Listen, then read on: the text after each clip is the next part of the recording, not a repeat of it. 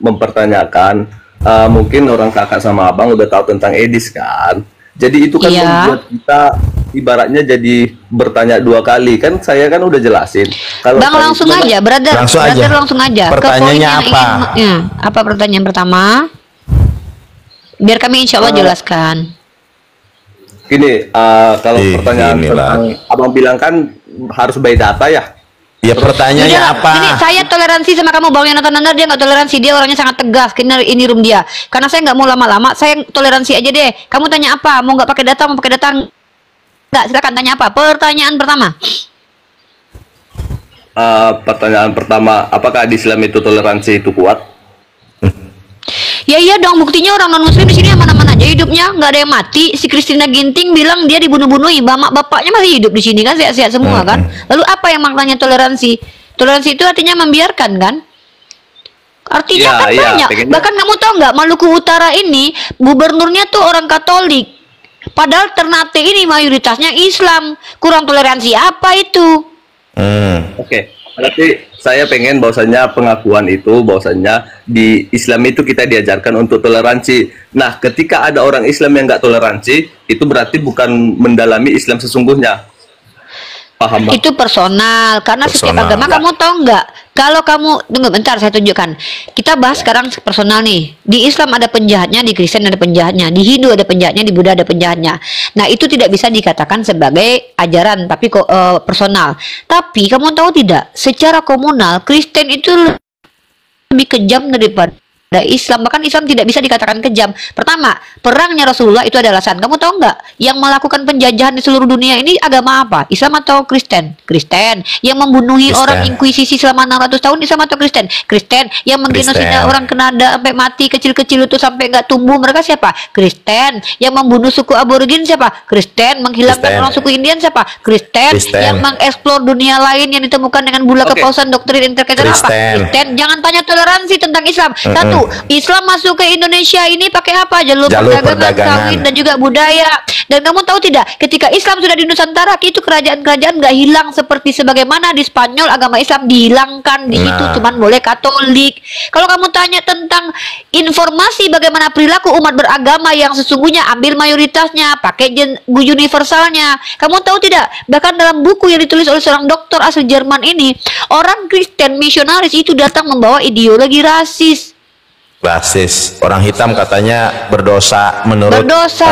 orang Kristen dari Jerman. Perang salib kamu tahu nggak? Ketika Yesus 33 tahun hidup di dunia, Yerusalem nggak merdeka, justru hancur sama Raja Titus ketika dia naik ke surga. Datang Umar Ibnu Khattab melat 372 tahun, aman damai sentosa. Datang Aman, perang damai. salib, hancur, luntur, lantak darah di mana-mana. Mana yang Sebentar, mengamankan Yerusalem?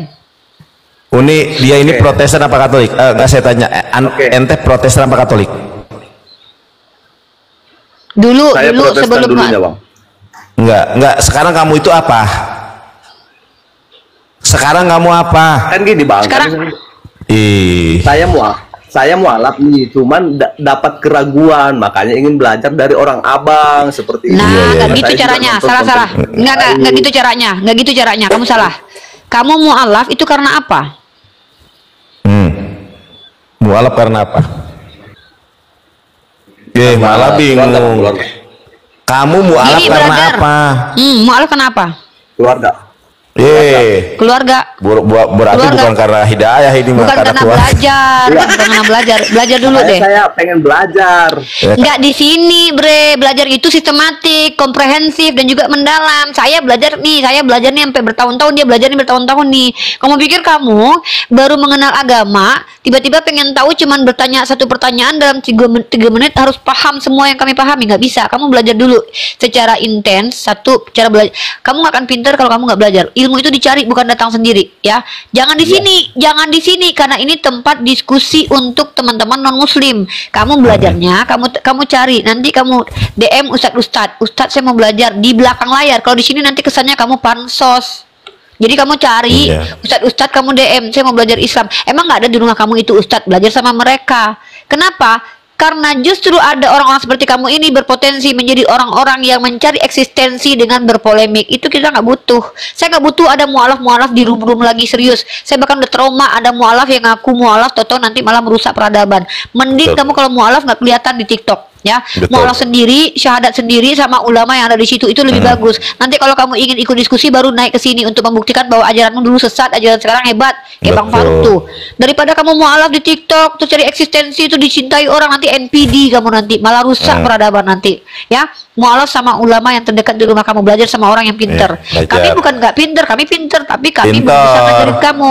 Kami tidak ada debater Kristen yang sanggup mengalahkan kami. Iya, kami nggak bisa, kami ini ngajarin oten, ngajarin pendeta, kami nggak bisa ngajarin kamu. Kenapa? Kami nggak tahu batas ilmumu sampai mana. Ya, kami nggak tahu apa yang harus kami isi di dalam kamu. Jangan-jangan kamu nggak pernah baca Al-Quran, bingung kami nanti. Masa dari abata nanti? Ini capek dong. Kita cek dulu ke Kristen. Coba doa bapak kami. Kamu bapak kami Protestan apa? Gimana? Kamu yakin Protestan, Dek? Jangan nipu-nipu lah, Dek. Iya. Boleh loh. Kalau kamu Protestan, coba nih, Calvinis itu, John Calvin itu membunuh siapa sih itu? Ya, si Michael dibunuh. Icebot juga ada tuh dibunuh. Waduh, ngeri sekali itu ajaran Protestan disebarkan oleh John Calvin. Ini aja deh, tanya ini aja deh, jumlah kitab orang Protestan berapa, Dek? Oke, jumlah kitab Protestan ada berapa? Tuh, masalah Kristen nggak bisa. Kamu masuk kitab sinoptik ada berapa kitab sinoptik? Wah, saya kurang paham, Kak. Oh, aduh, iya, udah. Ini Kristen nggak paham. Kamu nggak Kristen nih, gini ya. Hebatnya kami umat Islam nih ya, bedanya dengan orang Kristen. Kalau orang Kristen dia menyelidiki orang yang murtad dari agama Kristen. Kamu ini nggak. Kalau kami nggak. Bahkan yang aku Kristen pun di sini kami nggak mau. Kami orang Kristen dihina. Kasihan orang-orang Kristen itu nanti kalau ada yang nyamar ngaku-ngaku Kristen ternyata orang Islam. Nggak boleh. Kasihan kita mereka. Kami nggak suka penipuan, mau ngaku Kristen kayak ngaku Islam, kalau nipu kami tetap nggak suka. Jadi jangan berpikir ketika ngaku mualaf kami langsung aduh adekku terima datang, nggak bisa. Ini kami skeptisan. Nah gitu, inilah Islam. Islam itu ada yang namanya tabayun, Bang. Nah saya kan dulu di gereja Mesianik. Nah abang tahu nggak 9 buah roh? Tahu. Apa aja? Buah-buah satu itu. Iya apa? Wah, waduh nggak tahu nih. Kitab gini loh. Kitab sinoptik aja nggak tahu itu Injil udah sinoptik fatal. nggak tahu. Iya, Injil sinoptik nggak tahu aja itu udah fatal loh, Bang Yonan. Waduh. Jumlah kitab suci aja nggak tahu itu udah fatal. Sama kayak orang Islam nggak tahu baca Al-Fatihah tuh. Itu berbahaya itu ya. Jangan ada kita ini, kami berdua ini, buka camp ini, nama kami ini. Kalian Bang Yonatan Nandar ini walaupun dia pakai Yonatan Nandar, dia udah tahu nama aslinya. Kami terdaftar di dokumen negara. Kami nggak suka bohong-bohong gitu. Jadi kami lebih baik menaikkan orang yang bodoh tapi jujur ketimbang orang pintar tapi pembohong. Nah, kami tidak suka dengan seperti itu. Kenapa? Karena potensi pansos sangat besar pengaruhnya di komal-komal agama. Mengaku mualaf nanti dapat paus, dicintai umat, ujung-ujungnya merusak agama Islam dari dalam. Itu yang kami hindari. Begitu juga nanti ngaku-ngaku Kristen. Saya tadinya mualaf loh. Saya tanya Kristen. Belum tentu. Kami akan uji dulu.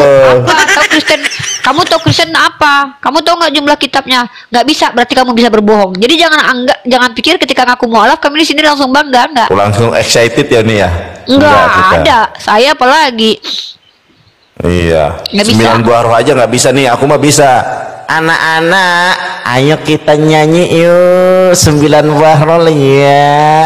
Kasih sukacita, damai sejahtera, kesabaran, kemurahan, kebaikan, kesetiaan, kelemah lembutan dan penguasaan diri. Oye.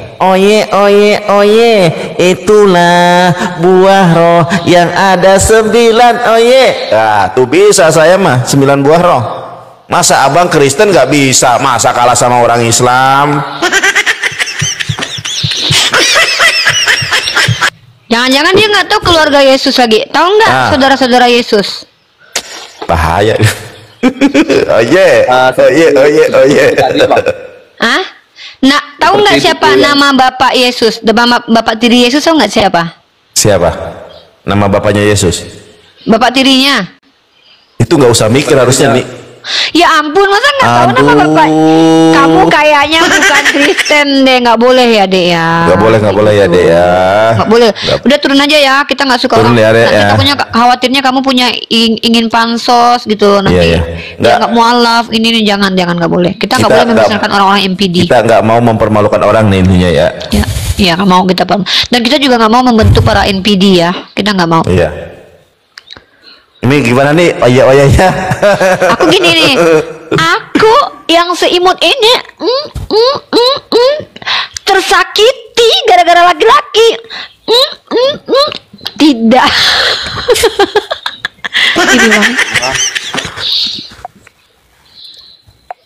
Silakan, Halo. siahaan, boru siahaan, silakan.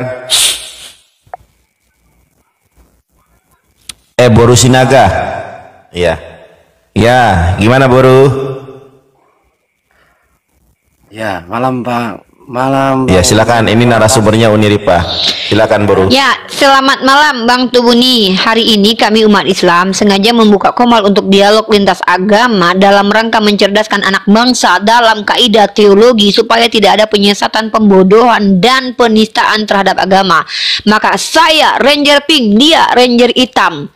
Kami ingin kalian umat Kristen belajar di sini. Ya, bukan hanya belajar agama kalian, tapi juga belajar agama kami. Anda boleh bertanya, tapi kalau Anda orang awam, ketika kami menjelaskan jangan ngeyel.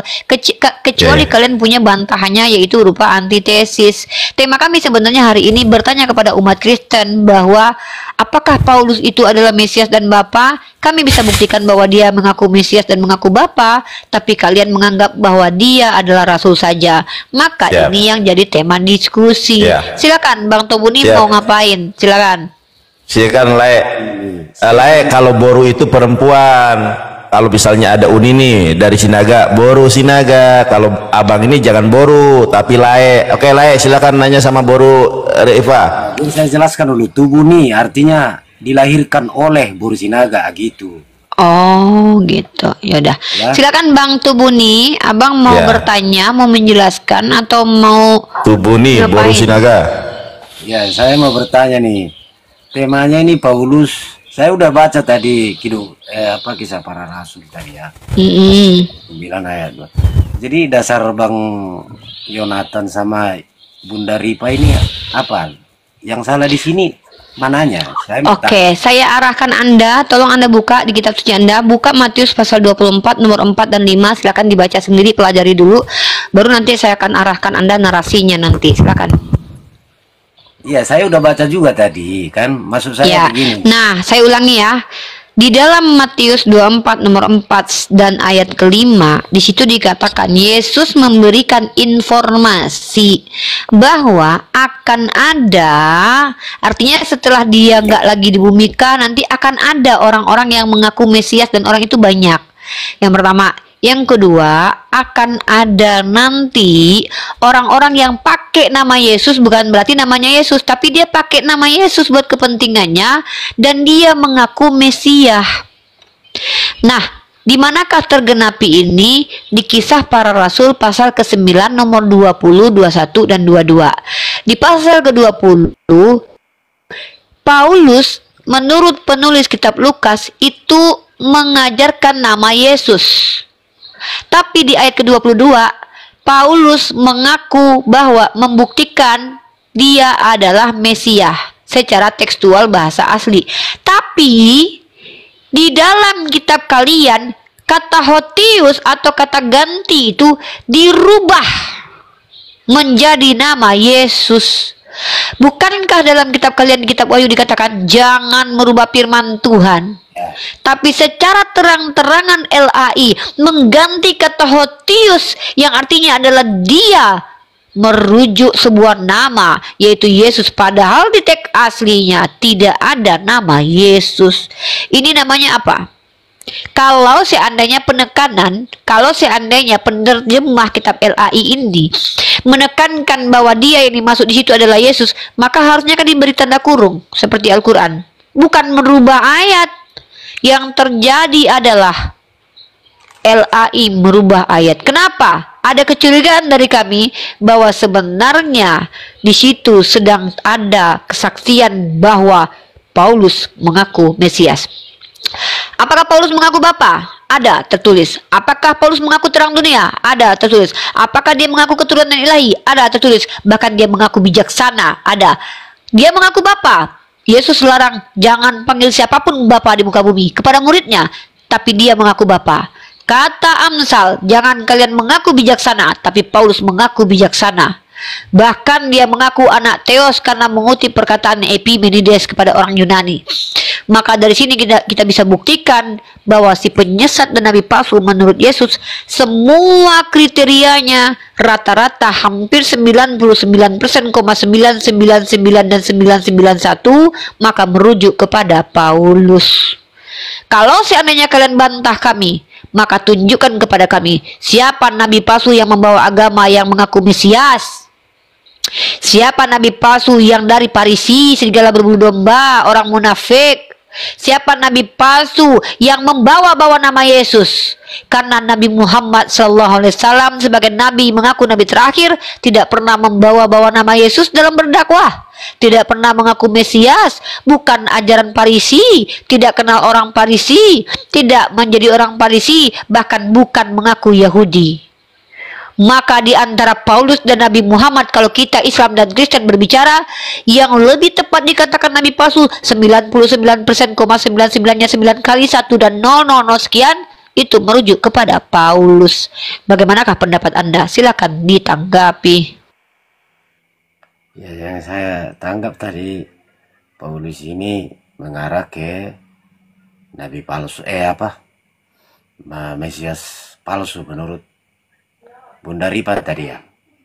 Tapi menurut ajaran kami, menurut keyakinan kami itu rasul, kan begitu. Jadi saya memang tidak begitu memahami Alkitab. Tapi saya ini mau bertanya aja sebetulnya. Dasarnya tadi sebetulnya saya mau pelajari juga, kan begitu. Jadi tadi Bunda Ripa tidak menyebutkan ayat-ayat tadi, jadi saya tidak bisa mencatat tadi sebetulnya. Capek-capeknya Bang ngomong. Ya, tadi Bunda Ripa hanya menyebutkan namanya saja, contohnya di Amsal. Kan aku bilang, ya oke, aku tunjukkan nih. Kalau aku tunjukkan nanti tolong dicatat Bang ya. Aku tuh materi sebenarnya itu Matius 24, 4 dan 5 dan penggenapannya di Kisah Para Rasul pasal 9, 20, 22. Biar kita nggak, aku cuma menunjukkan betapa Paulus ini banyak sekali mengaku-ngaku bukan cuma Mesias, bahkan mengaku Bapa. Jangankan cuma ngaku Mesias, ngaku Bapa aja dia pernah. Itu yang kutunjukkan. Sebenarnya bukan itu tema kita yang tadi di Amsal ngaku bijaksana pun sebenarnya bukan tema kita. Tapi karena Anda minta, ya udahlah saya kasih ya kan. Akhirnya kita melebar. Saya mau kita fokus di Matius 24, 45 dan Kisah Para Rasul pasal 19, 20, 22 sebenarnya tadi. Tapi karena aku baik hati dan tidak sombong dan aku sangat imut, biar aku kasih abang data kali ini. Apa yang aku sampaikan tadi itu ada data semuanya karena aku adalah Ranger Pink. Ranger Pink ya. Iya, kami umat Islam tuh nggak boleh Bang bicara pakai asumsi Bang. Berdosa kami nanti, penyesatan itu. Oh iyalah, Islam gitu loh. Benar katakan benar, salah katakan salah. Enggak yang membenarkan yang salah, menyalah-nyalakan yang benar, kayak Edis, kayak Oten. Nih, abang baca nih, ya. Pertama, dalam perkataan Yesus ya, tidak boleh. Nih, Nabi, bentar. 1, tidak boleh mengaku sebagai bapak. Mana nih? Nggak boleh mengaku bijaksana. Abang baca Amsal pasal 3 nomor 7. Catat Bang. Buka sendiri. Pasal 3 nomor 7. Coba baca kuat. Apa di situ? Ini saya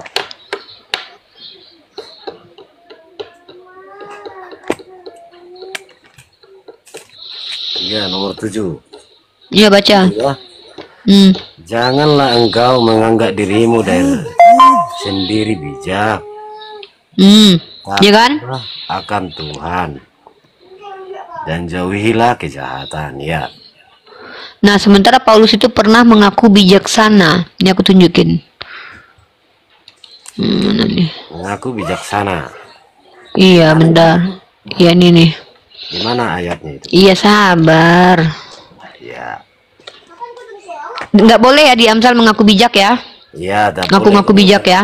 Iya, tak boleh. Nah, mudah-mudahan dengan satu ayat ini sudah terbukti kalau Paulus mengaku bijaksana, Anda bisa bertobat ya, karena Anda mengakui bahwa Anda tidak mengerti tentang. Bentar, aku, aduh data aku nih. Mana ini data aku nih? Bentar bang. Serak data aku bang. Pencet aku nih.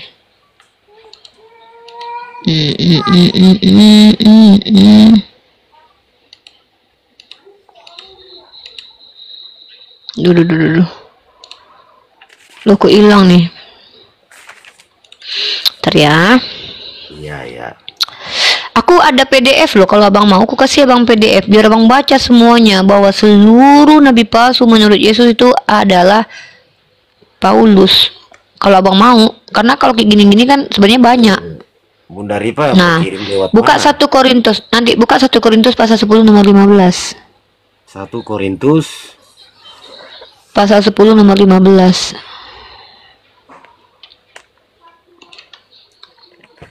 pasal 10 nomor Pasal 10 nomor 15. nomor 15. Mm-mm. Aku berkata kepadamu, Hmm. orang-orang bijaksana. Oh iya, Tuh. Di Amsal, janganlah kamu mengaku bijak, tapi Paulus mengaku bijaksana. Itu berarti bukan dari Tuhan. Masa Tuhan ngajarin berbeda? Nah, Paulus itu merampok, abang tahu? ya, betul. Tahu. Juga. Bukan, waktu dia sudah mengaku sebagai rasul dia tetap merampok, bahkan dia minta dipuji. Dan bahkan bang, baca dalam kitab abang, tidak boleh meninggikan diri sendiri loh ya, jangan meninggikan diri sendiri. Dia nih Yesaya pasal 4, baca Yesaya 14 nomor 13 sampai 15. Yesaya 13 14 14 13. Tidak boleh meninggikan diri loh, menyombongkan diri itu nggak boleh. Paulus malah mengatakan sebaiknya aku kamu puji, kata dia, minta dipuji dia. Berarti agak ada indikator kalau dia mengaku rasul itu untuk kepentingan pribadi gitu loh, karena di awal memang dia sudah jadi jahat. nah, ini dari Pak. Saya pelajari dulu ya Pak. Pelajarilah abangku ya. Gini bang, pelan-pelan belajar itu. Pertama, saran aku, mulailah abang cari dalil-dalil nih, dalil. Nanti ku kasih lah ini ya, ku kasih lah. Tapi kayak mana caranya ya? Mau nggak nyatat sekarang? Ku sebutin aja, catat aja ya. Ya, Oke. Nubuat nabi palsu dulu. Bikin di situ tulisan nubuat nabi palsu. ya. Tunggu. Ya, Oke bos. Aku kalau begini senang loh, tenang kita loh, berpahala kita kayak gini. Kalau ketemu orang Kristen yang ngeyel tuh berdosa kita. ya. Tak ada gunanya ngeyel. Gak ada gunanya ngeyel. Iya. Betul Kalau abangku. Artinya kan begini. Penjelasan Bunda Ripa kan kembali ke saya pribadi. Ke abang nanti, betul. Ya. Ya, kan? Abang catat aja, abang pelajari ayatnya sendiri. Nanti abang temui saya bilang, ini salah nih, nggak kayak gini-gini ya. Saya terima itu. Tapi setidaknya abang pelajari dulu.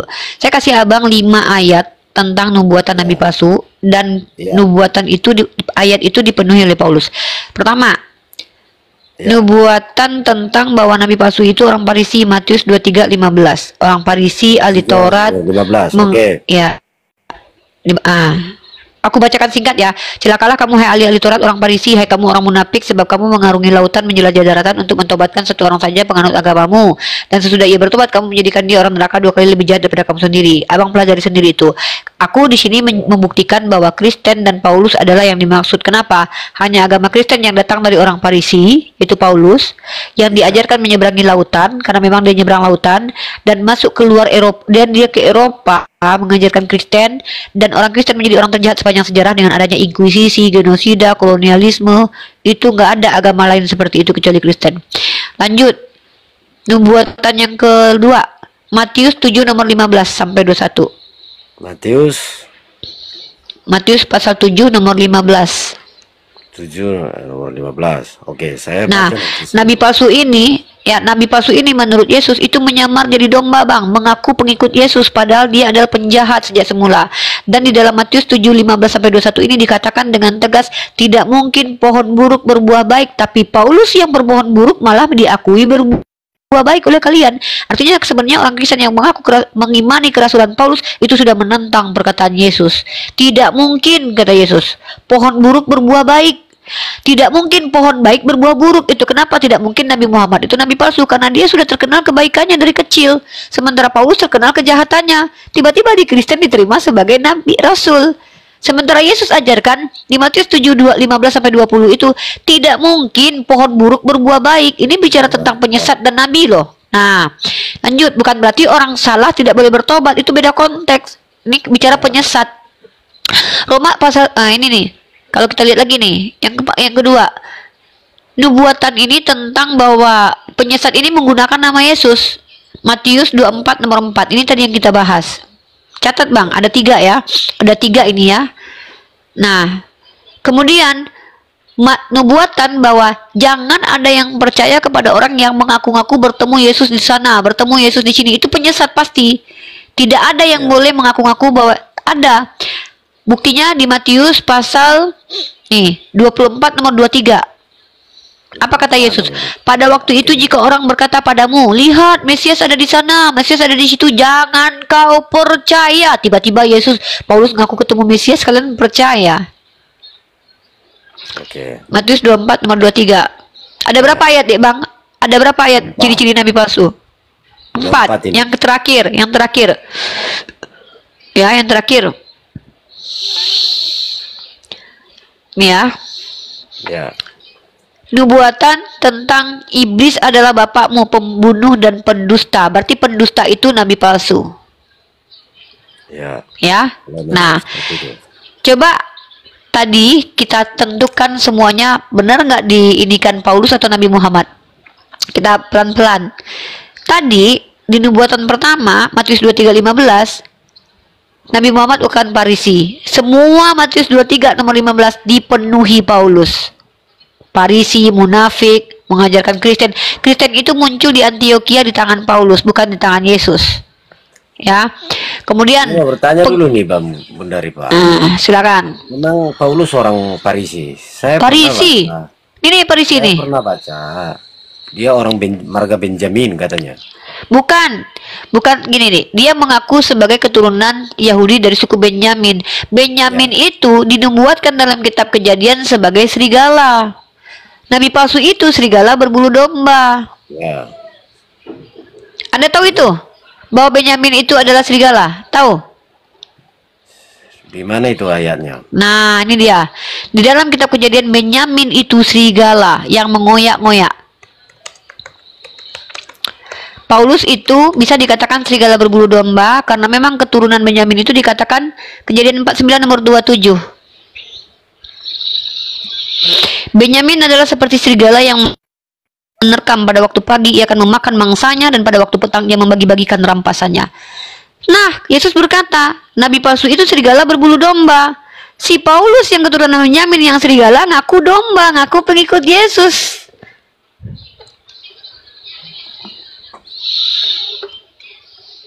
Jadi begini Bunda Ripa.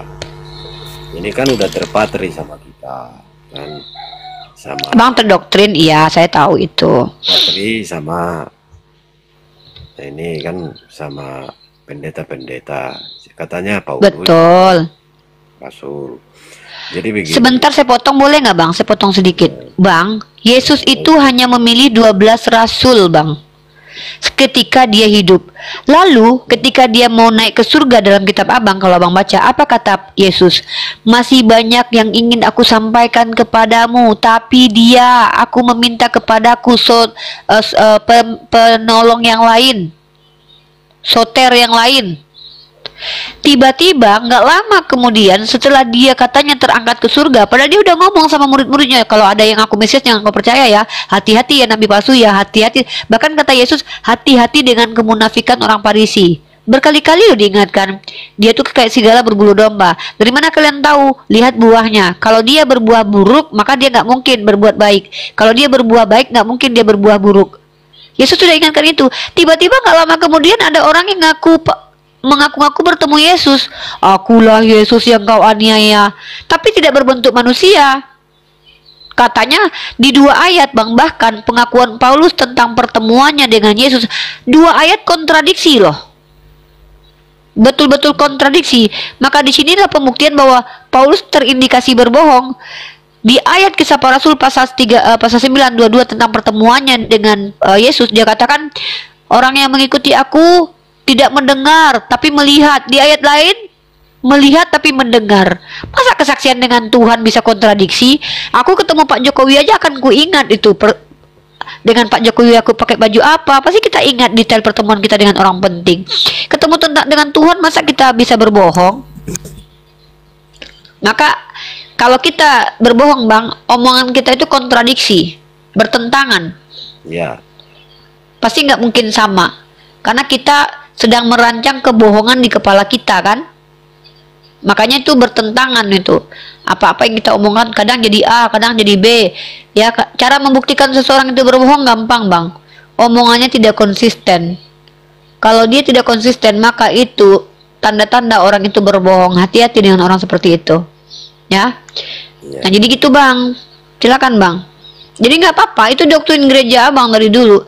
Masalahnya adalah begini, Bang, beriman itu kita harus membuktikan keimanan kita. Sayang sekali hidup kita yang singkat ini, ya kita tidak peduli tentang agama. Tiba-tiba kita nggak ngapa-ngapain berharap masuk surga dengan kematian anak Maria gitu loh. Masa abang mohon maaf nih, abang yang merampok, abang yang memperkosa. Masa Yesus yang nggak tahu apa-apa, dia yang dibantai, dihabisi untuk menebus dosa abang? Ada nggak hati nurani agama? Ada nggak menurut abang agama abang itu berkaitan dengan hati nurani? Sedangkan orang jahat aja dipukuli kita nggak tega. Ini orang benar yang nggak tahu apa-apa dihabisi nyawanya oleh Tuhan sendiri untuk menyelamatkan para penjahat. Kan nggak make sense, bertentangan dengan akal, bertentangan dengan hati nurani. Kita kan dua ini bang yang membedakan kita dengan hewan. Ya. Tapi kalau abang percaya Yesus terkutuk, abang lihat Galatia 3:13, Paulus sendiri mengatakan Yesus terkutuk. Paulus sendiri yang membatalkan hukum Taurat. Padahal Yesus berkata apa? Aku tidak datang meniadakan hukum Taurat, tapi aku datang menggenapi. Mana ada menggenapi itu sama dengan menghilangkan? Sementara Kristen meniadakan hukum Taurat. Alasannya seremonial lah yang ditiadakan, rohani-rohani nggak ditiadakan. Di dalam kitab Torah itu bang, itu petunjuk. Bukan rohani-rohanian saja, tapi juga jasmani. Jangan kau membunuh, jangan kau berdusta. Bukan cuma itu aja. Diberitahukan tutorial hidup yang benar menurut Tuhan. Walaupun kami tak sepenuhnya percaya bahwa kitab itu karena sudah bercampur. Tiba-tiba Yesus sendiri yang mengikuti hukum Taurat, dia meluruskan kesalahan-kesalahan orang Yahudi yang melebih-lebihkan ajaran. Tiba-tiba Paulus membatalkan hukum Taurat, bersunat enggak lagi. Abang tahu kan sunat itu perjanjian kekal Abraham dengan Tuhannya? Tiba-tiba dibatalkan. Sunat gak penting kata Paulus. Yesus sendiri bersunat. Jadi beragama itu memang pilihan pribadi, tapi kan kita pakai akal juga, hati nurani. Jangan kita nggak tahu apa-apa, nggak mau belajar, terus merasa yakin masuk surga, tapi nggak ngelakuin apa-apa. Menurut abang, pendapat abang, ketika Yesus mengajarkan apabila ditampar pipi kiri kasih kanan, masuk akal nggak itu ajaran itu? Istri abang ditampar, abang nggak boleh ngapa-ngapain, abang suruh kasih lagi pipimu sebelah dek gitu. Nggak relevan. Memang untuk kehidupan sekarang sulit untuk bukan sulit, nggak mungkin dilakukan. Contoh, ini secara logika nih, kalau memang Tuhan yang sudah datang ke dunia bang, apa manfaat Yesus itu hidup di Yerusalem 33 tahun loh? Merdeka enggak dari orang Roma. Terus setelah Yesus naik ke surga, hancur sama Raja Titus.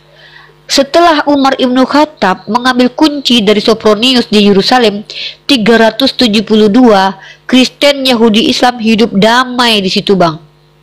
Berarti lebih bermanfaat Umar Ibnu Khattab daripada Yesus untuk kepentingan Yerusalem. Gara-gara Yesus dikatakan mati dan dimakamkan di situ bang, gara-gara itu tentara salib datang untuk mengambil makam Tuhan. Terjadi perang salib, perang yang sangat keji bang, sama tentara yang bergambar salib di sini. Ngeri loh. Maka Apa betul ada Tuhan pernah lahir di situ? Minimal seorang nabi aja yang lahir di Mekah. Sampai detik ini Mekah jadi tempat teraman dan kaya raya. Semua manusia tiap hari nggak berhenti datang ke situ. Berarti ada sesuatu yang apa ini? Nabi Muhammad itu dulu bersera itu Arab Saudi itu. Setelah ditaklukkan Mekah sama Nabi Muhammad, itu disatukan semuanya. Yesus datang 33 tahun sebagai Tuhan, apa manfaatnya buat peradaban? Yesus bangkit dan naik ke surga, manfaat berperadaban apa? Ketika Nabi Muhammad meninggal dan belum bangkit, ajarannya bahkan membawa pencerahan di Eropa. Pada saat itu Eropa dalam kegelapan, Bang. Maka kebenaran mana lagi yang mau abang ingkari? Jangan abang merasa seperti iblis menjanjikan keselamatan tanpa berbuat baik, Bang. Karena iblis gak suka perbuatan baik. Lihat di Kristen, bagaimana pendapat orang Kristen? Kita selamat bukan karena berbuat baik, tapi karena dipilih Tuhan. Padahal berbuat baik itu adalah sesuatu yang memang harus. Tiba-tiba mau berbuat baik nggak tetap masuk surga. Islam apa? Bismillahirrahmanirrahim. Wa basiril ladzina amanu wa amilus solihat. Annalahum jannah. Kata Allah, barang siapa yang beriman lalu beramal soleh, beriman dan beramal soleh, itu harus sejalan sebagaimana Yakobus mengajarkan. Dan apa kata Yakobus? Iman tanpa perbuatan mati. Yakobus itu saudara Yesus loh. Tapi kata Paulus, kita diselamatkan bukan karena perbuatan, tapi karena iman. Yakobus sama Paulus saja bertabrak gini ajarannya. Makanya si Paulus pernah bertengkar sama Petrus gara-gara perkara ajaran yang berbeda mereka. Padahal katanya sama-sama dipilih Yesus. Abang tahu kisah Paulus bertengkar dengan Barnabas, bertengkar dengan Petrus. Petrus dikatai munafik, padahal Yesus memilih Petrus ketika Yesus hidup. Jadi ada kejanggalan dalam kitab abang. Dimulai dari gak jelasnya kitab ini. Ya, penulisnya gak tahu. Yang membukukannya menjadikan satu kitab gak tahu. Yang menerjemahkan di awal-awal gak tahu. Gimana mau bilang isinya benar? Bahkan andai pun kami taruhlah tidak peduli dengan ontologis atau asal muasal kitab abang, menggunakan ayat abang itu pun kami mampu memberitakan kebenaran Al-Quran. Apakah Yesus disalib? Kami bisa buktikan Yesus tidak disalib dalam kitab abang. Faktanya wajahnya sudah berubah ketika dia dari kematian bangkit, walaupun nanti dipercayai bahwa dia telah berubah wajah karena dia gini-gini. Masalahnya wajahnya berubah kan? Makanya di Al-Quran itu dia diserupakan. Artinya dia bisa berubah wajah. Yang kedua, kami bisa membuktikan bahwa menurut Tuhannya orang Yahudi, kalau dia anak Allah, dia tidak akan dicelakai sedikit pun. Bahkan dia tidak akan dibiarkan terantuk batu, apalagi mati. Itu ada di dalam kitab Mazmur. Tiba-tiba kalian percaya dia mati ditelanjangi dengan hina oleh orang Yahudi hanya karena Tuhan ini ingin melepaskan orang-orang jahat dari dosa-dosanya. Pertama sudah menghina keadilan Tuhan, seolah-olah Tuhan ini Tuhan yang tidak konsisten. Di perjanjian lama, orang berbuat dosa dimatikan sama dia. Tiba-tiba di perjanjian baru dia yang dimatikan karena orang berdosa. Bagaimana abang bilang ajaran ini make sense? Bagaimana abang mau bilang abang pasti masuk surga? Abang baca keselamatan menurut Yesus dalam kitab Matius pasal 7:21 kalau tidak salah. Tidak setiap yang memanggil aku Tuhan, Tuhan masuk kerajaan surga, tapi yang mengikuti perintah Bapakku. Maka kata Yesus, kalau ada yang bernubuat dengan nama Yesus, bermukjizat dengan nama Yesus, apa kata Yesus? Enyahlah kalian pelaku kejahatan, aku tidak mengenal kalian. Apakah kami umat Islam akan dikenal Yesus? Sepanjang diskusi mulai dari 15 tahun lalu, kami sibuk memuliakan Yesus, bilang Yesus itu dimuliakan, gak ditombak, gak dikutuk, woi. Dia seperti yang diakui, dia manusia mulia, woi. Anak manusia suci yang dicintai Allah, calon surga, woi. Nabi. Sibuk orang Kristen, enggak, dia terkutuk, mati, nista, Filipi 26, dia direndahkan. Kami sibuk memuliakan Yesus, kalian sibuk menghinakan Yesus, dan kalian mengklaim masuk surga, kami dituduh masuk neraka. Berat saudara-saudara. Ketika Edis memfitnah, haleluya. Ketika ilmu diberikan, kami dituduh menipu. Ditanya mana bukti penipuan kami, nggak bisa tunjukkan. Kami dituduh masuk neraka, kalian ngaku masuk surga, yang nuduh nggak ada data. Berat bang. Kami ini menanggung resiko bang, kemarahan orang Kristen karena doktrin turun-temurun yang mereka imani, kami bongkar. Bahkan setelah ada debat-debat lintas agama, abang tahu muncul kelihatan mana yang oneness, mana yang Tritunggal, Marsionisme, mana Unitarian muncul. Dulu mana ada Kristen tahu itu oneness. Si Mikana aja dia nggak tahu kalau dulu dia oneness. Nih orang yang bilang dia oneness nih. Gara-gara apa? Gara-gara kita diskusi belajar. Kalau bukan karena diskusi lintas agama ini, tidak mungkin orang Kristen tahu sekarang bahwa 60.000 terjemahan kitab kalian bersalahan, kata Profesor Dr. Yonatan Purnomo. Kalau bukan karena kami diskusi dari dulu dengan orang Kristen, tidak mungkin ketahuan bahwa kata Allah adalah kata yang diambil, diterjemahkan secara salah dari kata Theos, dari kata YHWH. Kalau bukan karena kami diskusi abangku, mungkin kalian selama ini nggak tahu kalau di dalam kitab kalian Yesus tidak pernah mengaku sebagai Allah. Ratusan dalil kami tunjukkan Yesus mengatakan, aku tidak dapat berbuat apa-apa dari diriku sendiri. Bapa lebih besar daripada aku. Dia yang mengutus aku, suaranya belum pernah kalian dengar, rupanya pun kalian belum pernah lihat. 1 Timotius pasal 6:16. Baca baik-baik itu. Bahwa dia berada di tempat terang, tidak pernah mati, dan memang manusia tidak dapat melihat dia. Siapa dia itu? Bapa. Mikana bilang Bapa Yesus. Yesus bisa dilihat. Orang Tritunggal bilang Bapa itu pribadi pertama, Yesus pribadi kedua. Berapa tuh Tuhan kalian? 1. Pakai konsep Tertullianus yang sudah berpindah ke Montanis. Jadi buat apa bang kami ini menipu? Ada nggak manfaatnya? Abang mau Kristen, kalau kami beramal soleh kami tetap masuk surga. Nggak rugi Allah abang menyembah dia atau tidak. Tapi kami punya perintah. Bismillahirrahmanirrahim. Udu'u ila sabili rabbika bil hikmah. Sampaikanlah dengan cara hikmah. Sampaikan dariku walau 1 ayat. Kami ini orang-orang berdosa bang. Tapi di dalam Islam sebanyak apapun dosa umat Islam, ujung-ujungnya kata Rasulullah dengan syafaatnya nanti kami ke surga. Kenapa? Kami tidak menyekutukan Allah. Tapi orang yang di luar Islam, kalau menjadi Kristen, pertama menghujat Tuhan Bani Israel dengan mengatakan Tuhan Bani Israel itu manusia. Itu dosa besar tuh. Baca, barang siapa menghujat Tuhan, kata Tuhan Bani Israel, dihukum mati. Pernah dengar ayat itu nggak? Belum. Pernah dalam perjanjian lama menghujat Tuhan dihukum mati. Tapi Anda percaya bahwa Tuhan Bani Israel itu yang mengatakan saya bukan manusia tiba-tiba jadi manusia? Penghujatan nggak itu? Mengatakan Tuhan Bani Israel berkelamin, mati ditombak. Dosa bang. Kedua, kalau jadi Kristen itu menjadi orang penista. Percaya bahwa Adam terkutuk padahal dalilnya nggak ada. Percaya Lut itu inces padahal dia orang pilihan Tuhan. Percaya Nuh itu mabuk sampai kelihatan zakarnya dan mengutuk cucunya jadi budak. Hah?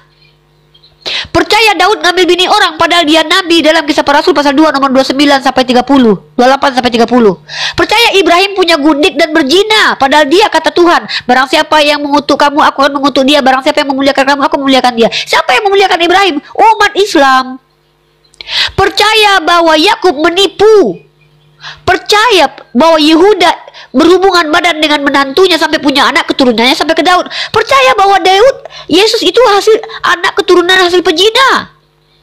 Jadi menjadi Kristen dalam perspektif Islam itu menjadi penghujat besar, menghujat Tuhan Israel, menghujat Tuhan semesta alam, menghujat nabi-nabi yang dicintai oleh Tuhan itu sendiri. Bagaimana kalian bisa mengaku kalian masuk surga bang? Isi keimanan kalian semuanya penghujatan. Yesus dikatai terkutuk Galatia 3:13. Bagaimana mungkin orang yang dengan hati kepercayaannya menghujat Tuhan dan hamba-hamba terbaik Tuhan itu kok bisa tenang-tenangnya ngaku masuk surga tanpa berbuat baik pula? Bang, Allah berikan akal dan hati gratis gak bayar.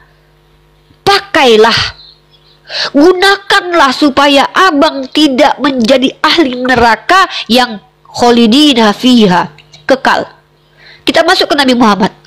Kalau betul Nabi Muhammad itu nabi palsu bang, kalau betul dia nabi palsu, pertama ya, tunjukkan bahwa dia pernah berbohong seperti Paulus. Kedua, kalau memang Nabi Muhammad itu nabi palsu, kenapa isi Al-Quran itu banyak jurnal ilmiahnya terbukti? Masa Nabi Muhammad bisa bilang matahari itu beredar pada garis edarnya. Emang dia pernah ke luar angkasa? Dia ummi loh bang, orang Arab biasa loh bang, nggak pernah sekolah kuliah. Kata dia apa? Di dalam rahim perempuan itu ada halakah. Halakah itu apa? Seperti lintah. Ternyata setelah ada mesin USG dilihat zigot itu bang, calon bayi itu seperti lintah menempel. Kata Rasulullah, orang yang berdiri di depan matahari melihat seolah-olah matahari seperti terbenam. Dia nggak pernah ke laut bang. Kemudian dia bercerita tentang bagaimana kemudian awan itu berat. Awan dikatai berat sama Nabi Muhammad. Mungkin kalau kita bilang, apalah salah ini Al-Quran, awan itu kan ringan. Ternyata secara ilmiah berat awan itu hampir 500 ton. Jadi ketika Al-Quran terbukti sepanjang masa secara ilmiah dapat dibuktikan kebenarannya, Nabi Muhammad tidak pernah berbohong. Bahkan seluruh orang yang mencintainya percaya. Coba Yesus sudah menghidupkan Lazarus, turunkan roti dari langit, sudah jalan di atas ini menghardik badai. Nggak ada yang percaya muridnya aja 12 orang kabur ketika dia ditangkap. Artinya ada sesuatu yang ditambah-tambahi, yang dikarang ini. Tapi Nabi Muhammad, sahabatnya sampai mati bersama beliau, membela beliau, bahkan ada yang mengorbankan diri untuk beliau. Berarti mereka tuh melihat secara langsung bahwa orang ini gak berbohong. Itu Nabi kami. Kalau Al-Quran itu bukan kalam ilahi, apa kata Al-Quran? Apakah kalian tidak mentadabur mengamati Al-Quran? Kalau ada kontradiksi di dalamnya, pasti dia bukan datang dari Tuhan. 1400 tahun orang Kristen itu bang, dari dulu itu sudah menyamar-nyamar dari Islam, belajar Al-Quran bang. Bahkan Snok Horgonye itu yang memberikan rahasia Aceh ke orang Belanda, itu mengaku pura-pura Islam tuh. Dia belajar bahasa ini loh. Tidak sedikit orang Kristen ahli belajar Al-Quran. Ada mereka temukan secara kaidah ilmiah Al-Quran ayat satu dengan ayat lainnya kontradiksi. Kenapa kok bisa tepat? Kata Allah, Al-Quran tidak bisa ditiru. Ada tiruan Al-Quran seperti Bible Abang yang banyak tiruannya, apokrifanya. Kata Allah, Al-Quran ini terjaga. Ada profesor doktor yang bisa membuktikan Al-Quran itu terdistorsi. Sebagaimana Dr. Bart Ehrman menunjukkan Bible Abang rusak, ditambahi, dikurangi, dirubah-rubah. Inilah gunanya kita diskusi. Orang-orang Abang ini adalah orang-orang yang dibutuhkan adalah ketenangan hati menerima kebenaran dulu. Oke, tolak saya nggak apa-apa sekarang, tolak saya dulu. Tapi buktikan semua omongan saya. Bantah. Kalau nggak bisa bantah, ya udah, berarti abang yang menolak kebenaran. Saya lepas diri gitu loh. Yang penting saya sudah sampaikan urusan abang, kemudian mengkaji sendiri. Begitu. Silakan bang. Minum aku dulu, haus kali aku loh bang. Saya naik ke sini kan begitu. Saya mau bertanya kan begitu tadi alasan saya. Jadi tujuan saya bukan hanya, kalau memang saya awam kan begitu. Saya sudah cari. Saya pelajari dulu. Siap. Nanti saya pelajari.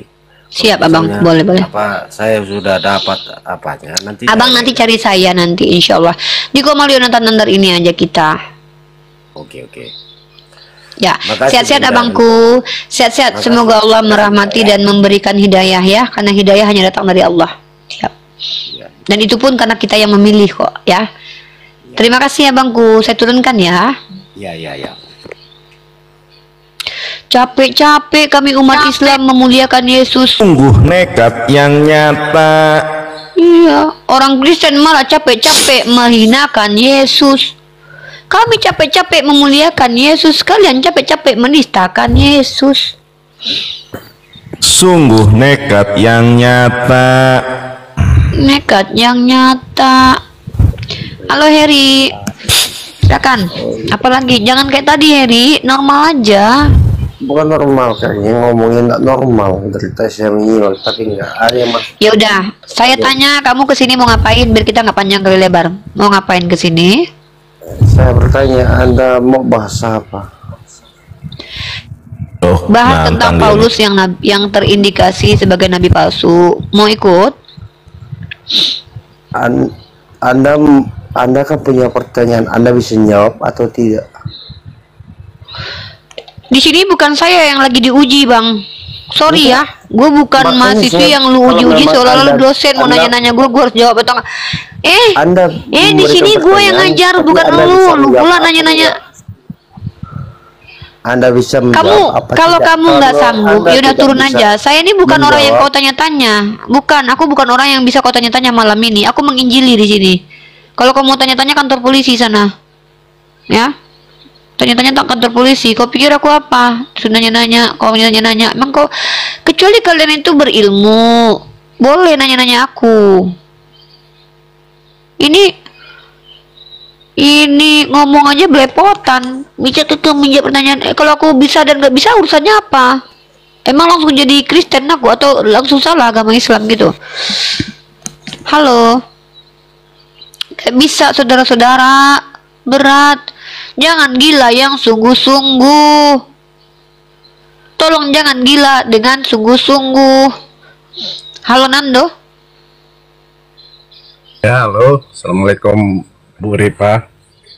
Muslim dan Muslim Pak? Saya Kristen. Oke, alaikum.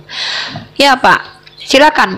Ada yang mau ditanggapi atau ada yang mau ditanyakan? Kalau mau bertanya, sebagai orang yang mungkin tidak tahu sama sekali tentang agama Islam, kecuali Anda berilmu, Anda tidak boleh membantah saya kecuali Anda punya data. Dan kalau mau diskusi, pastikan Anda menguasai materi dan memiliki data dan punya kredibilitas agar saya tidak mempermalukan Anda di sini karena kita di-record dan di-live-kan. Saya tidak mau kalian mempermalukan diri kalian di generasi kalian. Oke, Mau gini, jadi- Kak Ripa. Oke. Nah, kita ambil satu tema. Tema ini, tema hostnya Paulus adalah Mesias dan Bapa. Oke, saya habis ini tanya nanti dulu. bisa- Berarti bentar. bentar Anda berarti dulu. nggak ngerti omongan saya dari tadi. Yang boleh mengangkat tema dengan saya itu satu, kredibilitasnya jelas, kedua dia bisa punya data dan menguasai materi. Bisa ikuti saya. Syarat saya bisa Ya, terpenuhi. bisa. Apa Bisa. kredibilitasnya Anda, Pak? Kredibilitasnya apa? Mahasiswa, pendeta, ahli teologi. Karena saya akan konfirmasi lagi nanti kalau mahasiswa di mana kampusnya, kemudian ahli teologi apa jabatannya, pendeta gereja mana. Saya mahasiswi Prodi Komunikasi Penyiar Islam di UMU, Universitas Muhammadiyah Maluku Utara, semester akhir, bernama Rifayah Putri. Silakan cek di Pedidikti. Dosen-dosen saya mengetahui siapa saya dan pergerakan saya diridhoi oleh para ulama dari Muhammadiyah, NU dan MUI insya Allah. Sekarang saya tanya, kredibilitas Anda apa Pak? Seorang apa Anda? Nama Anda tidak ada, tolong dibuka camnya. Kalau perlu kita tahu Anda adalah orang bukan ChatGPT. Saya kan buka Pak. Kakak Ripa kan seorang dosen. Open cam, Bapak. Open cam. Belum bisa dia. Open Kalian cam. bisa nggak bermedia Belum bisa sosial? nih. Kalian bisa bermedia sosial. Lihat dulu pengikut saya. Open, Pengikut saya open. berapa? Bisa kan? Saya nggak peduli mau pengikut Anda 5.500.000. Kalau Anda tidak bisa open cam, minimal Anda beritahu kepada kami kredibilitas Anda apa, nama Gini, aslinya siapa. Saya mau ngecek. saya Saya nggak gini, mau bicara sama gini. jemaat awam yang nggak tahu apa-apa, nanti debat kusir. Kalau diskusi dengan orang berilmu, nanti kita menggunakan metode-metode ilmiah. Saya nggak perlu lagi ngajarin bahasa Indonesia, ngajarin metode ilmiah. Tapi kalau jemaat awam yang menghadapi saya capek ngajarin antara kata Tuhan dengan kata Tuhan, nggak bisa bedain. Antara kata manusia dengan Tuhan nggak bisa bedain. Jadi saya capek ngajarin bahasa Indonesia nanti, buang-buang waktu. Berat hidup saya ini loh. Udahlah ngajarin anak PAUD lebih mending daripada anak PAUD, lebih enak loh ngajarinya. Nah, sekarang saya tanya, kredibilitas Anda berdiskusi dengan saya sebagai apa, saudara? Saya bukan sebagai apa? Saya bukan mahasiswa dan Jemaat bukan jadi awam. pendeta. Jemaat awam. Tapi saya Kalau begitu tapi tidak saya layak bisa- diskusi, cukup gini, tanya saja. Tapi saya bisa pelajarin Alkitab saya dan bisa saya pelajarin Al-Quran Sudah kalian. mempelajari, Anda nggak bisa buka data. Gimana mau bilang Anda nanti kredibel? Buang air ludah saya di sini, lama-lama saya sakit mental menghadapi orang nggak tahu apa-apa tapi ngakunya tahu apa-apa, Gini, saudara. bukan kalau gini Kak, Maaf, bukan maaf, kalau maaf. Al-Quran Saya punya mengatakan, aturan terhadap diri saya. surah Aturannya Al-Nahl, adalah ya, nih. cuma menang sendiri. Saya Bukan saya menang cuma sendiri. bahas tema. Saya nggak mau menghadapi jemaat awam, saudara. Ribet, mending saya ngomong sama kantong plastik. Walaupun nggak jawab, minimal saya bisa lucu-lucuan. Hei, berapa isi di dalam itu? Hah? Oh gitu. Atau saya ngomong sampai minyak kemiri saya. Hei, kamu itu apa? Minyak kemiri kah? Nggak gila aku. Ngomong sama kalian nggak tahu apa-apa, bahas Al-Quran kami. Ternyata konsepsi koplaknya dipaksakan ke saya. Lama-lama saya jungkir balik. Gara-gara kalian ngaku kepenuhan Roh Kudus. Kita bicara ilmiah, kamu ngomongnya alami. Jangan, berat. Nasib saya udah di ujung tanduk nih. Menghadapi 5 orang Kristen berujung kepada saya harus ke psikiater. Untung ada Ayang Beb yang selalu menjaga mental saya, berada di samping dan mengatakan, tenang sayang, kau itu masih manusia bukan chat GPT. Kalau nggak aku pikir aku chat GPT ditanya mulu. Pas sekali bertanya malah kalian mencret, saudara. Kalau seandainya nggak ada Ayang Beb yang mengingatkan kau manusia, kupikir aku chat GPT, saudara. Ditanya mulu gue, etimologi, terminologi, konsepsi, kontrasepsi yang nggak ditanya-tanya.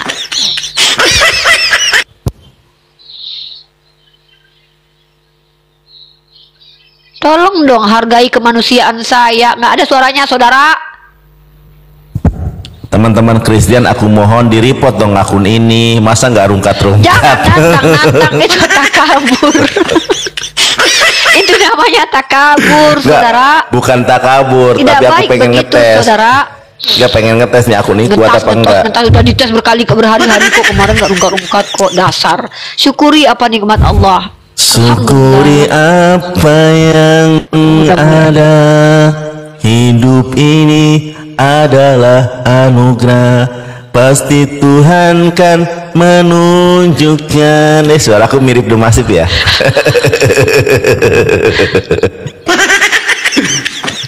Aku geli banget ya kalau lihat cewek-cewek mama gitu, kalau kayak logat India gitu, kayak dulu pada entahlah Allah.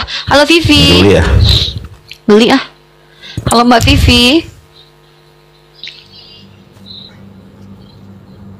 Nah, ngorok ya nih. Aku ini dulu lah ya. Aku ada ini dulu, mau melakukan ritual dulu ya, ritual. Tuhan kan menunjukkan kebesarannya dewasa. Ya Allah. Kita pastikan menang. Udah kasih makan Yonatan tadi biar ada kerjaan ya. Aku mau izin dulu 3 menit. Silakan menemani Bapak ini. Ini nggak open cam, aku males ah. Jadi apa namanya tuh, body language-nya tuh nggak ada, face language-nya nggak ada. Saudara-saudaraku yang Kristen, kami di sini membuka room untuk menginjili, menyampaikan semua perkataan Yesus. Kami sibuk memuliakan Dia, kalian sibuk mengatakan Dia babak Ini udah ngantuk. Udah ngantuk ya, capek yuk. Udah ngantuk? Enggak, dulu aku mau nyanyi dulu biar teman-teman nggak ngantuk. Anak-anak, ayo kita nyanyi. Ye, loh, kok tutup? Dia ketawa dia. Aku ke toilet dulu. Aku ke toilet dulu.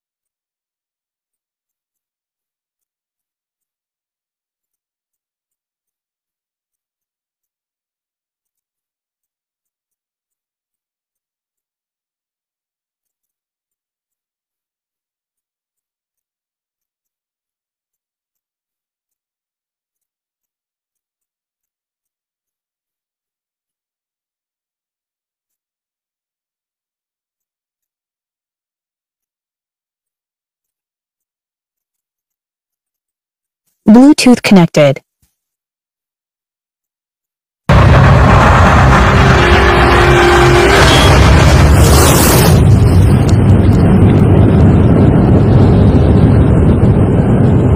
Dia, ini teman gereja dulu nih, Mesianik nih, teman gereja Mesianik dulu nih. Mana suaramu? Nih teman gereja Mesianik dulu dia nih.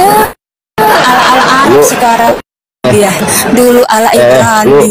Nggak usah ngomongin yang dulu-dulu apa sih Oh lu? iya, oke. Lu nggak maafan dari gua lu. Ngomongin yang dulu terus lu. Ya enggak, maksudnya dulu kan ala-ala Ibrani, ala-ala Yahudi, sekarang ala-ala Arab gitu loh. Bukan ala-ala Arab. Ya, terus apa dong? Teman-teman, si Tasya ini dulu satu gereja dengan saya, cuma dia belum bertobat. Mari kita berdoa supaya Tasya segera bertobat mengikuti jalan kebenaran dan hidup, yaitu Nabi Muhammad Kamu SAW. yang bertobat harusnya. Nah, kamu lah. Ayo pemanasan dulu, Tasya. Iya, Nandar sesat memang. Iya, dia Udah. Iya, mau diskusi apa enggak? Lu dulu atau gua dulu? Iya, udah, betul. Ya. Nah, gua ajarin nih. Ini dulu dia satu gereja sama saya. Udah jangan apa lu selalu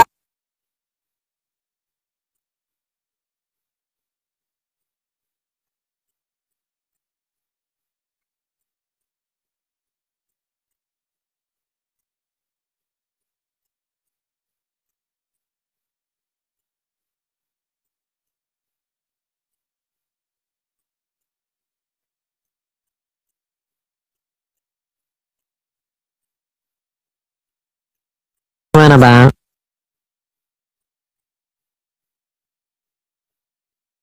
Apakah Roh Kudus adalah Yesus itu sendiri?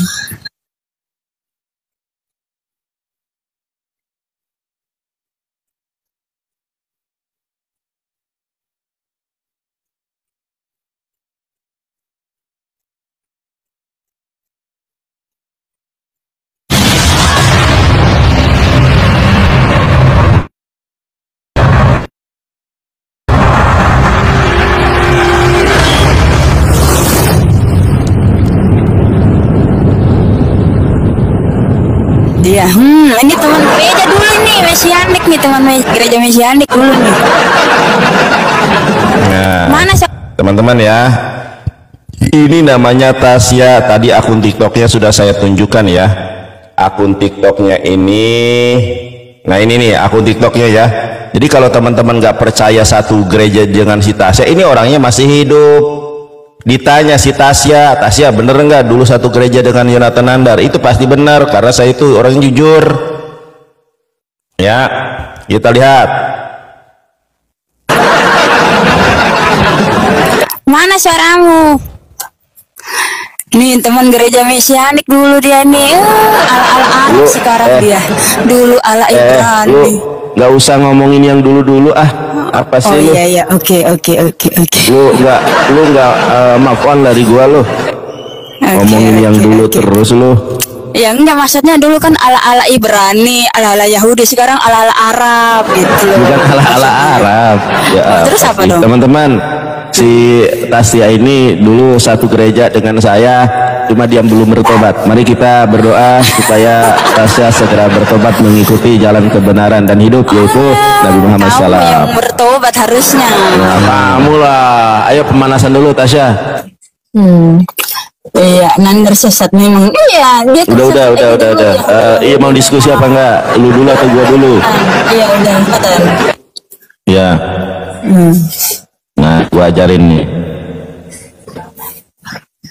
Ini dulu dia satu gereja sama saya. Udah jangan apa lu selalu kayaknya enggak, lu kayaknya nggak mau pon banget sama gua. Lu bilang terus menerus. Dasar nih. Mentang-mentang lu kenal sama gua, selalu merasa bangga dia bisa ketemu orang famous sama kayak gua. Lah, selama gua berbicara lu diam. Selama gua berbicara lu diam. Kalau adu PK ya, ini waktu gua. Oke. Diam. Bismillahirrahmanirrahim. Assalamualaikum warahmatullahi wabarakatuh. Dia adalah seorang anak tomboy, mirip Elia Miron, tapi kalau Elia Miron menyerupai girl, kalau ini tomboy menyerupai laki-laki ya. Ya, saya pernah bertemu dengan Tasya. Ini waktu gua ini lu ulangi ulangi, makanya lu diam tuh. Gua lagi ngomong framing tubuh lo. Ya lu aja bilang gigi gua kuning, gua nggak marah loh. Lu bilang gigi gua kuning padahal gigi gua putih tuh, lihat tuh. Nah putih, lu bilang kuning aja gua nggak marah lah, sementara gua menyampaikan fakta lu marah. Oke, ya. Udah buruan ngomong gitu. Ya, diterima. Iya, sudah. Diam, kalau gua bicara mute lu, sama nanti kalau gua kalau lu ngomong gua yang diam. Itu kalau PK ya. Assalamualaikum warahmatullahi wabarakatuh, kaum muslimin wal muslimat. Alhamdulillah saya dipertemukan dengan seorang teman yang dulu kita duduk di gereja Mesianik, dan sekarang kita bertemu kembali di dunia pertiktokan. Oke ya, pokoknya lebih lengkapnya di YouTube saya, lebih lengkapnya di YouTube aku ya guys. Jadi Islam itu diharamkan berdusta. Kalau saya bilang saya dulu di gereja, itu ada datanya, ada faktanya, ada saksinya. Kalau mau tanya si Tasya. Nggak mesti juga kalau ke gereja langsung Kristen, guys. Iya, itu dia. Aduh, otot-otot ini. Dia nggak ngerti, kita observasi, iya. kita melakukan perbandingan, analisis, kita bisa sedang misalkannya kajian. Dia nggak tahu kalau kita ini akademisi masuk gereja emang langsung jadi Kristen gitu. Itu mereka nggak paham. Saya itu dulu dia nih, nggak ngerti. Saya pernah masuk gereja Betani, saya pernah masuk gereja Tabernakel, pernah. Saya masuk gereja Tiberias, pernah. Saya masuk gereja Katolik, pernah. Saya masuk gereja Mormon, pernah. Gereja Saksi Yehova, pernah. Cuma si Tasya gereja dulu. Telanjang Bulat udah pernah belum? Aduh, aku pengen sih, cuma belum pernah nemu. Ada di Amerika gereja Telanjang Bulat, ada gereja Telanjang Bulat, ada gereja nudis namanya. Iya. Gereja nggak berbaju. Gitu. Aku nyetel video, otot-ototnya lari semua. Ini naik lagi nih bang. Ini pasien-pasien orang nih, pasien Bang Nandar nih semua nih. Bluetooth disconnected. Oh ini yang tadi penasaran mulu nih. Open cam, Bapak Pendeta. Pak Pendeta, Bapak ini kayak penasaran banget sama Uniripa. Tertarik. Iya nih, penasaran banget sama aku.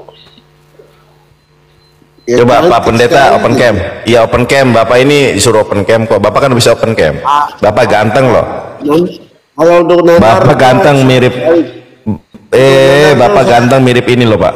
Nih. Bapak ganteng nih mirip Yesus. Coba Pak open cam. Oke. Iya Bapak open cam. Ini ada Uniripa. Nah begitu kan enak. Silakan Uni.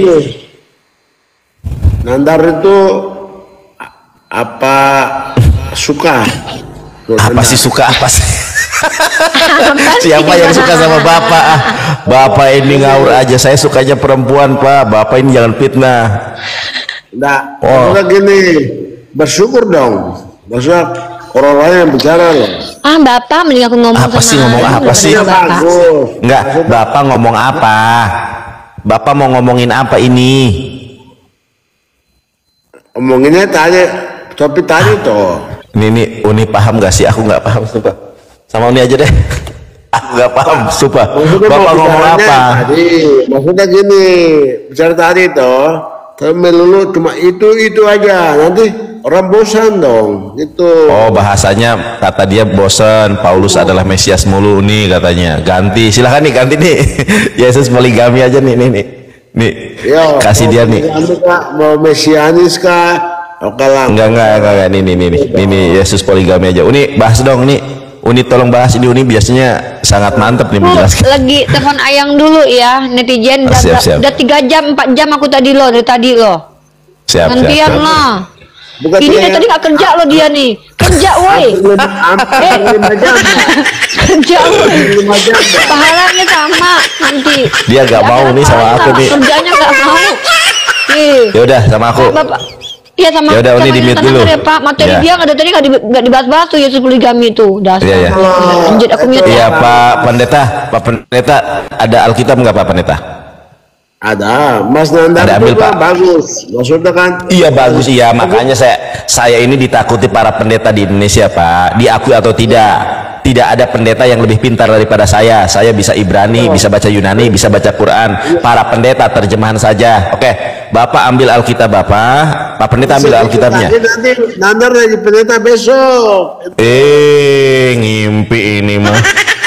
Nanti Udah Bapak Pendeta ambil Alkitabnya.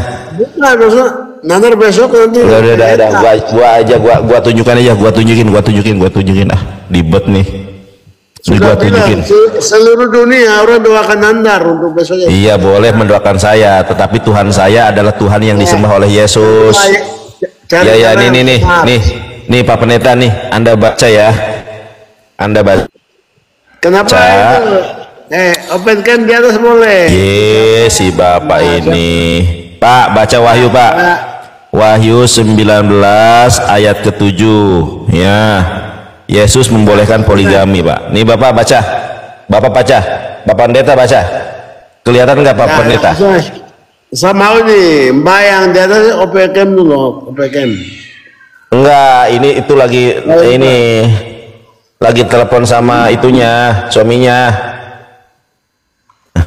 Wahyu. Coba dibaca Pak. Wahyu 19 ayat ke-7. Coba dibuka. Tolong baca. Bapak jangan pakai kacamata, gelap. Wahyu 19 ayat ke-7. Ya, mohon bacakan. Baik. Marilah kita bersukacita dan bersorak-sorai dan memuliakan Dia karena hari perkawinan Yesus telah tiba dan pengantinnya telah siap sedia. Nah, pertanyaan saya, siapa pengantinnya Yesus? Macet Pak Pendeta nih. Oke. Marilah kita bersukacita karena hari perkawinan Yesus telah tiba. Sabar Pak, Pak Pendeta sabar. Wahyu 19 ayat ke-7, marilah kita bersukacita dan bersorak-sorai karena hari perkawinan Yesus telah tiba dan pengantinnya telah siap sedia. Pertanyaan saya, siapa pengantinnya Yesus? Sekarang saya tanya. Malah ditanya, malah nanya balik. Emang mabok. Anda ini mabok Pak. Memang di orang, mohon maaf ya, budaya timur ini biasanya mohon maaf ya, biasanya budaya timur itu nyanyinya bagus. Enggak, budaya timur itu nyanyinya bagus, makanya banyak nyanyian-nyanyian dari orang-orang timur itu terkenal. Goyang pita-pita itu kan dari Korea kan. Anda suka-suka lo, enggak, itu terkenal. Nah, tapi terkenal juga dengan suka maboknya. Nah, Anda tadi sudah saya tunjukkan. Saya bertanya apa? Orang kayak gitu loh. Kok nggak usah begitu. Ngomong apa sih Pak? Aduh. Ini yang bilang orang timur mabuk, orang mabuk semua nggak usah begitu. Kebiasaannya Pak, adat istiadatnya diakui atau tidak. Pesta dan minuman-minuman keras itu sudah hal yang biasa Pak. Itu pesta dengan minuman-minuman keras itu sudah hal yang biasa. Jangan tidak diakui Pak. Itu sudah budaya, nggak apa-apa kalau Anda iman itu. Iya budaya. Nanti di sana tidak ada minuman itu di situ. Di sini nggak boleh Pak, haram Pak. Saya Muslim. Ada perda juga nggak boleh juga. Ya sudah, tapi kan tetap budaya itu tetap melekat. Tapi kita makan babi, pesta itu. Udah, oke, kita nggak lari ke minuman lah. Saya mohon maaf kalau ada salah ke situ. Oke. Wahyu 19 ayat ke-7. Baik, oke, saya ralat ya. Saya ralat, saya minta maaf. Ya, saya minta maaf karena saya juga manusia biasa, bisa salah, bisa lupa. Oke, kita ralat, saya mohon maaf apabila itu tidak benar ya. Karena saya dengar-dengar aja. Baik. Iya, enggak rasis lah, enggak ada kaitannya. Saya juga sama, kita juga, saya juga orang timur, Pak, sama Pak. Ya, nggak usah gitu dong. Kita manusia, kita ini kan Indonesia nih, nggak usah gitu. Diskusikan lurus aja. Pak, Bapak ngomong apa sih, Pak? Nah, maksudnya kan kita tahu nandar dong, nggak usah gitu. Jangan Wahyu 19 ayat 7. Wahyu 19 ayat 7, Pak. Minum, nggak usah gitu. Wahyu 19 ayat 7. Merendahkan lah. Bagaimana nuranimu gimana? Wahyu 19 ayat ke-7 dibaca, Pak. Ya, dibaca Wahyu 19 ayat 7. Nah, itu yang tulis oleh siapa? Yohanes kan? Iya, dibaca. Terus? Ya jangan hahe aja, dibaca. Bukan, kamu tahu. Ah, si bapak ini lagi pengaruh mabok kayak ini, susah nih. Sorry, Pak. Uni masih di kamar mandi kah?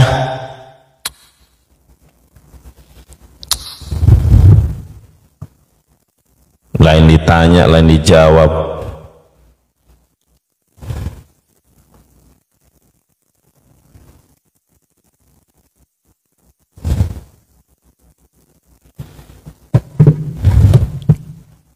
Wih, udah jam 1,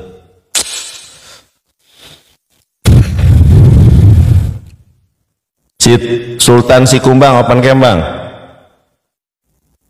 Halo, Bang. Halo. Waduh, ini kayaknya sudah. Halo.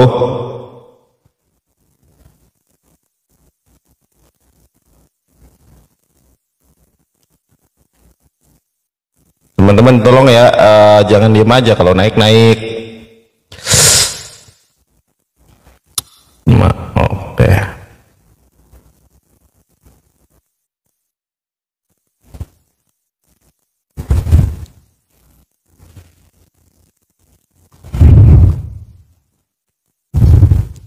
Vicky, open cam.